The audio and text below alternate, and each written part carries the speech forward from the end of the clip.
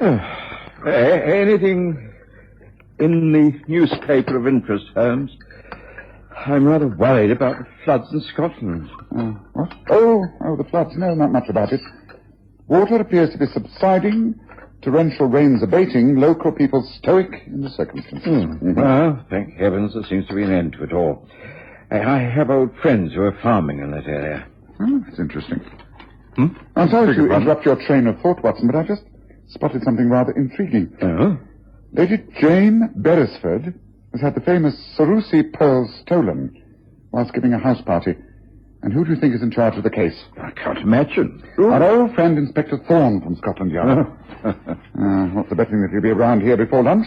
Oh, not to ask advice, of course, mark you, but merely to drop in for a cup of coffee, swapping stories, that sort of thing. I'll lay 10 to 1 that we find ourselves involved. What do you say?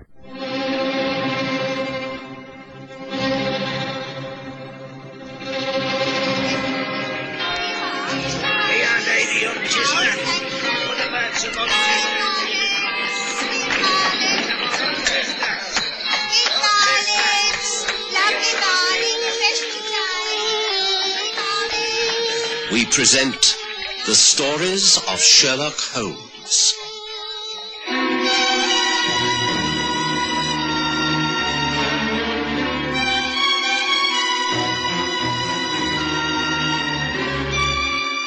Tonight, the Sarussi pearls.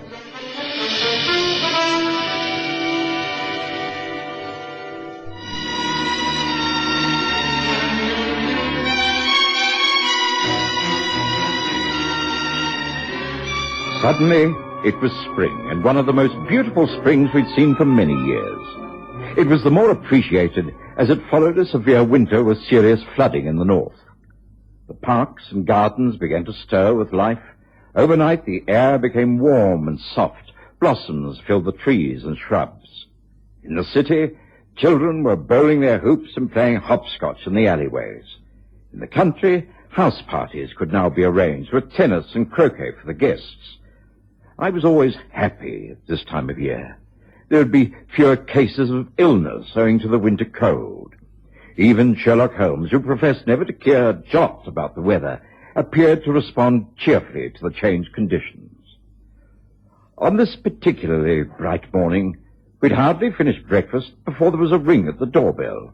And some minutes later, Mrs. Hudson showed in Inspector Thorne of New Scotland Yard and his assistant, Detective Sergeant Pollock. You're bright and early, Thorne. Enjoying the change in the weather? Pray do take a seat. Will you have some coffee? Thank you. Yes. Sergeant? Thank you. Don't mind if I do. Yes, well, allow me. Tell me all about it, Thorne.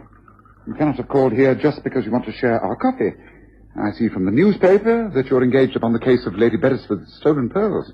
Is it proving interesting? It's always difficult when one's dealing with the aristocracy.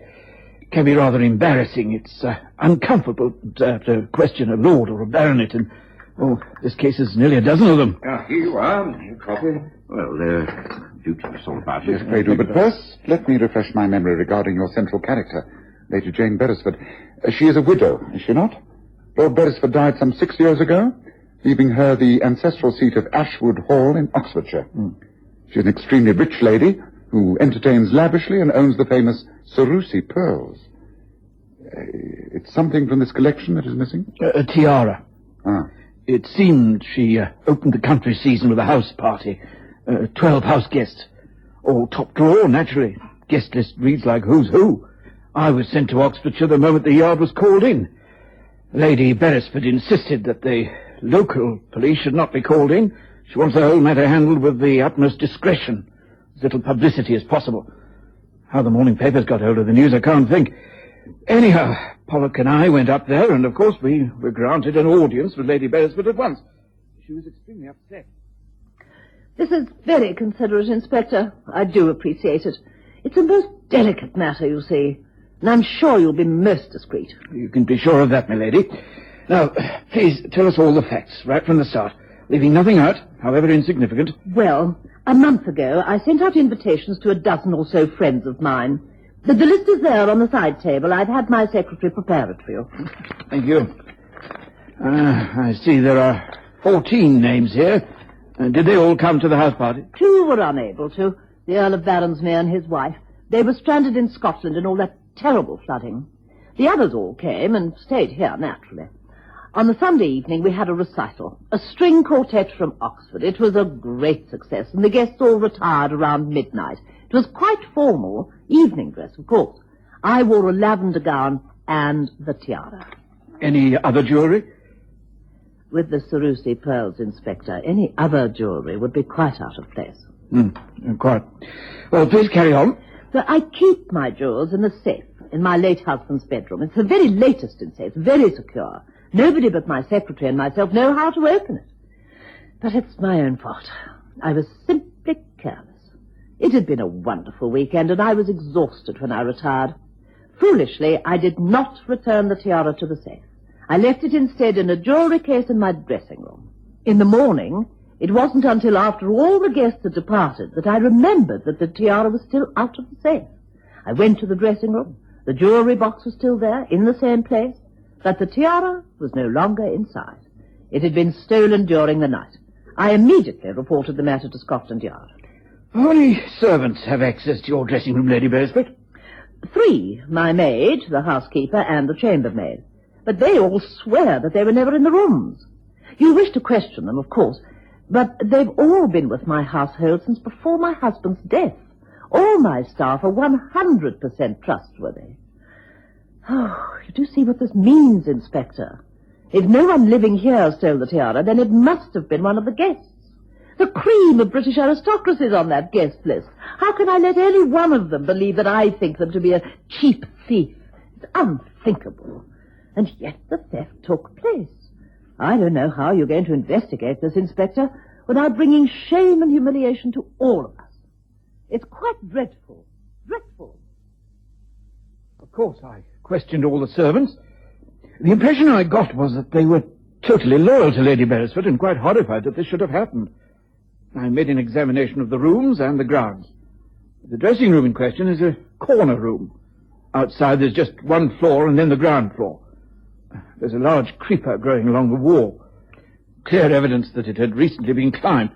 There were marks made to cover up the ground at the roots, which may have shown footprints. So you're fairly certain that entry was made from the outside during the time Lady Beresford was sleeping, by a person or persons unknown?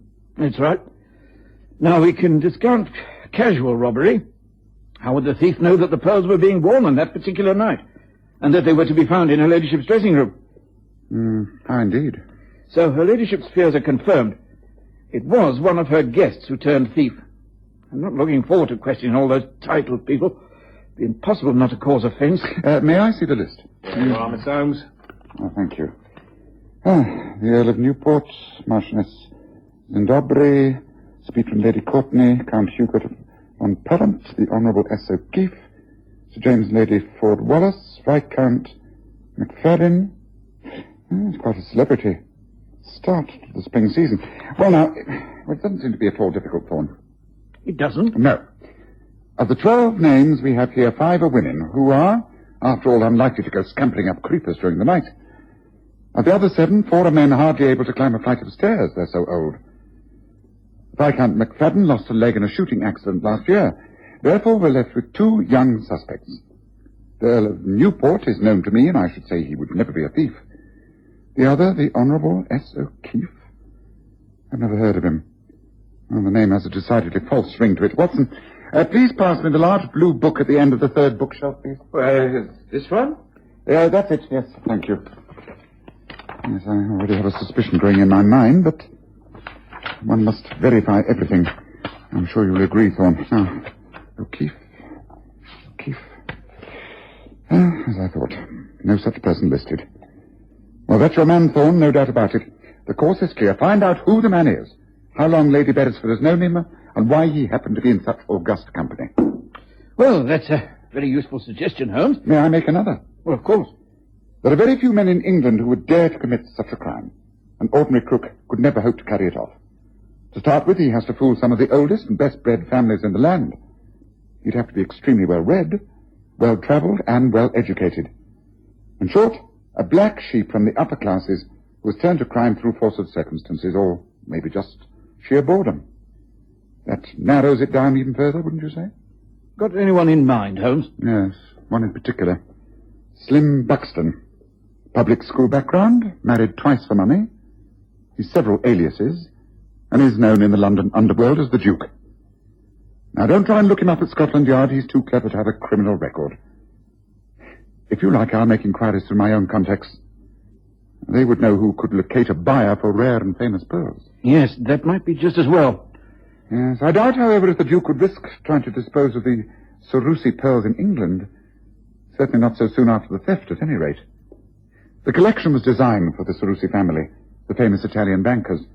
The collection came into the hands of the Beresford family when Alberto Sarussi disposed many of his assets in order to finance his vast Middle East concerns.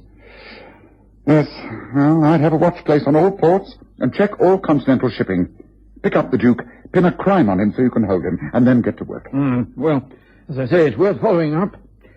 Got that, Pollock? Yes, Inspector. Well, thank you very much, Holmes, for the chat and the coffee. We'll be getting in touch.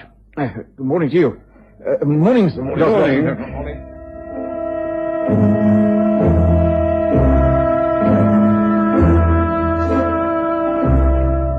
While Thorne and the detective sergeant had been with us, Holmes seemed to view the whole matter with an air of slight amusement.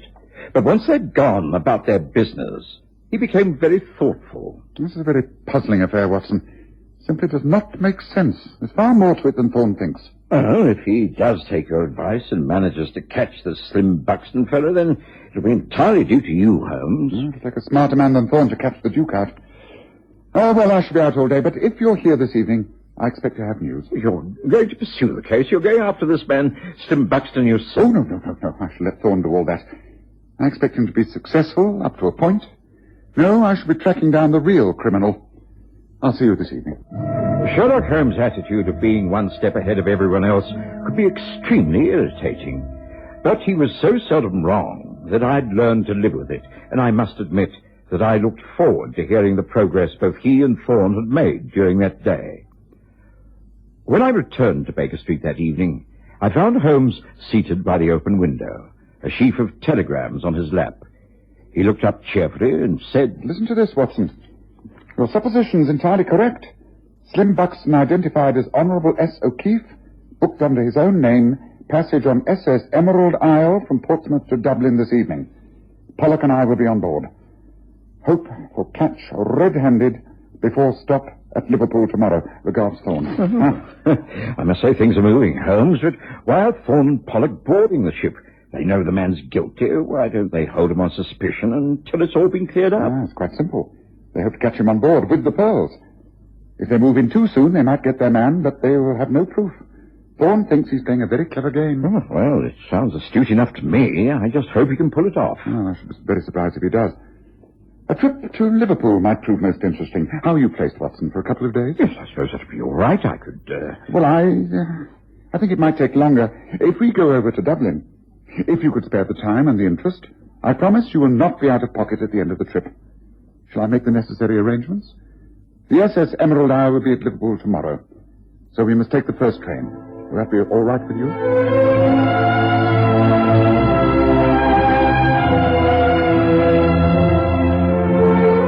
By this time, I was too intrigued to want to miss a minute of any further developments, and I simply agreed.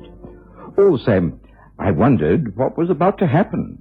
I also wondered about Thorne and Pollock aboard the SS Emerald Isle. How exactly would they go about it? This is how we'll go about it, Pollock. Watch the man like a hawk. He's not have a clue who we are. One of us must be with him all times. The only time he'll be alone is when he goes to his cabin. Then we watch the gangways. Notice if he talks to anyone, makes friends with people, or engages anyone in what looks like a business transaction. We've got our man, I'm sure of that. And he must have the pearls either in his luggage or about his person. Is all that clear? Yes, Inspector, I understand. Good. Then we must not appear to be too friendly. Look, he's getting up from the table over there. He's finishing his drink. He's heading for the deck. All right, get after him. Keep your ears and eyes open and report back when I can take over from you. Now, off you go. Yes, sir.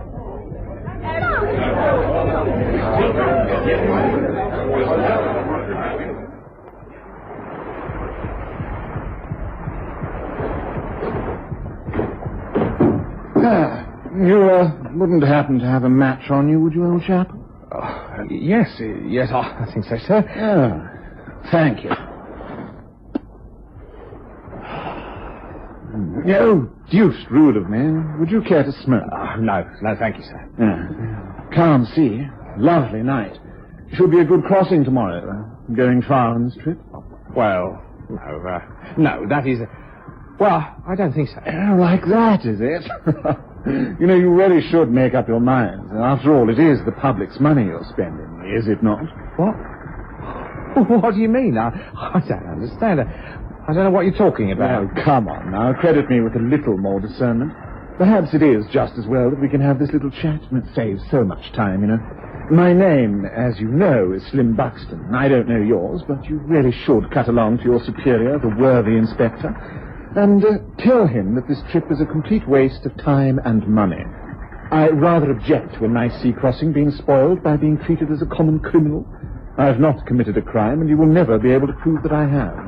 So be a good man and leave me alone, will you? Now, I think I will retire for the night. Good night. I hope you sleep as well as I know I shall. Of all the blasted effrontery, the blaming cheek! How dare the man take such liberties? I'll have him arrested immediately. I have the captain put a close watch on his cabin. He'll be dragged off this ship at Liverpool and held for what, Inspector? We haven't got a thing on him. He gained entry to Lady Beresford's home at Ashwood Hall by impersonation. That's good enough for a start. But she invited him. No, we haven't got a thing on him and he knows it. Don't stop raising objections, Polliger. I'm holding that man tomorrow morning the moment we tie up at Liverpool, and that's a fact. Holmes and I boarded the night train for Liverpool, having been lucky enough to secure a double berth at short notice. We were expected to arrive at Liverpool at 6 o'clock the following morning, in good time to meet up with the SS Emerald Isle from Portsmouth later the day. The next day, as the packet was being moored at the dock, we saw a police carriage standing outside the portmaster's office. Inspector Thorne was already at work upon his victim. It's no good, Inspector, it's no good. There's nothing here. We've been through this case half a dozen times. Well, take the handle off. Take the bottom off the case. I do hope that you're going to replace all this, Inspector. I regard it as willful damage to private property. I know you carry a warrant to search, but not to destroy. May I get dressed now? You may, but you're not leaving England. I can detain you under my special powers, and I shall do so now.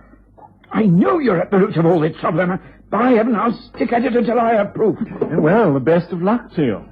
Since I have been deprived of my rights of travel and my belongings are in tatters, I take it you will be good enough to escort me back to my London home, where I can at least change into decent clothes before taking this appalling business any further. Very well. Come with me. Sergeant, get all this stuff together. Come along there. Hurry, man. Hurry. To my surprise, Holmes seemed little interested in Thorne's interrogation of Slim Buxton. He merely requested that the sergeant stay with us at Liverpool when the official police party took the impeccably cool suspect away to London. Holmes boarded the SS Emerald Isle and had a word with the purser.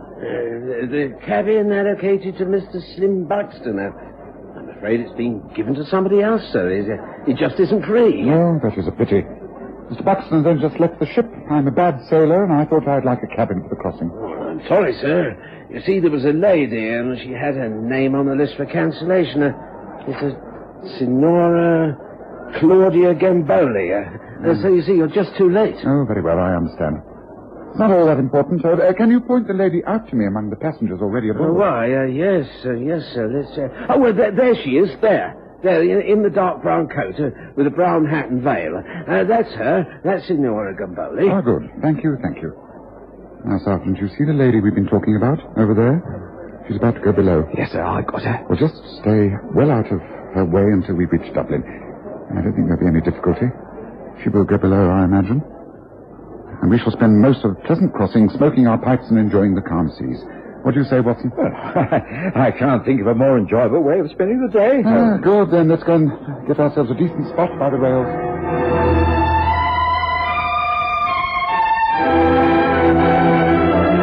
Crossing was delightful. the sea like a mill pond, and just sufficient breeze to be invigorating. I thoroughly enjoyed myself, and as for Holmes, well, I think he almost forgot the purpose of our journey. However, at Dublin, he asserted his authority and was the first off the ship. An Irish official came aboard, and Holmes led our small party down to the cabin where Signora Gamboli was sitting with luggage packed. Signora Gamboli? I am Signora Claudia Gamboli. What can I do for you? This is Inspector McEnroe of the Dublin Constabulary. This is Detective Sergeant Pollock of Scotland Yard. Oh, yes? What can I do for you, gentlemen? I think you already know Sergeant Pollock, do you not? No, I have not had the pleasure. I think you have. The day he called on you at your ancestral seat, Ashwood Hall in Oxfordshire, in connection with your missing tiara.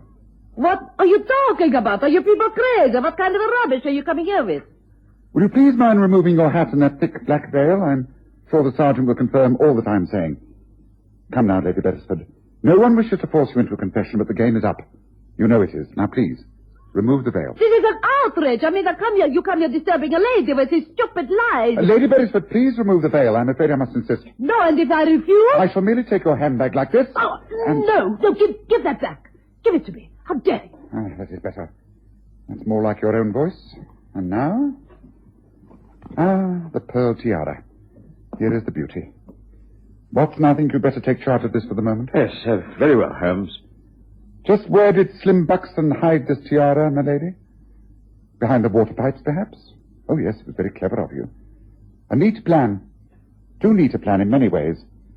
You've been extremely heavily in debt for some time, and so you arranged the entire affair. You got in touch with Slim Buxton, who seemed eminently suitable for the kind of tricky operation you had in mind. You promised him half the insurance money if he would steal your jewels.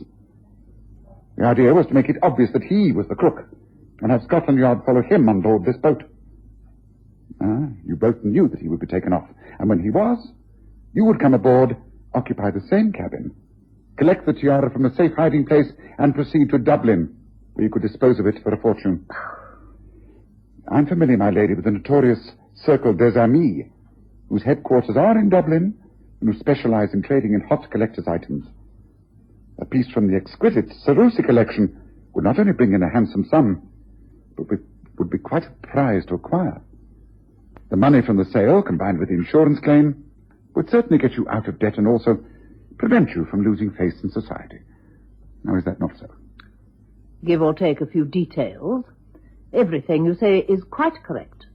But I have nothing further to say. Neither have I. I shall leave it all to Scotland Yard to handle as they think fit. Only one more thing.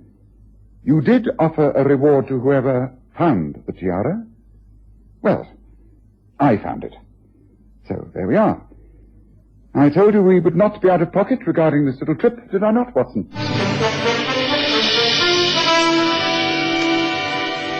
Decided to stay in Dublin for a few days.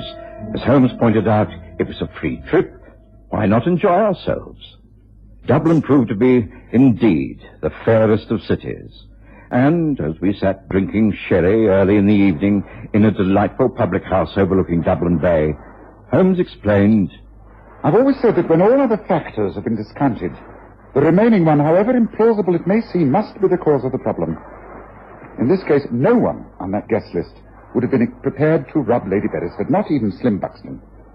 Therefore, the instigator of the crime had to be Milady herself. She was just too clever. She left too many obvious clues for Thorne to pick up. Well, I'm looking forward to the crossing back, Watson. Such a soothing journey it was coming here. For us, anyhow. Not so for Lady Beresford, I shouldn't think. Would you, Watson?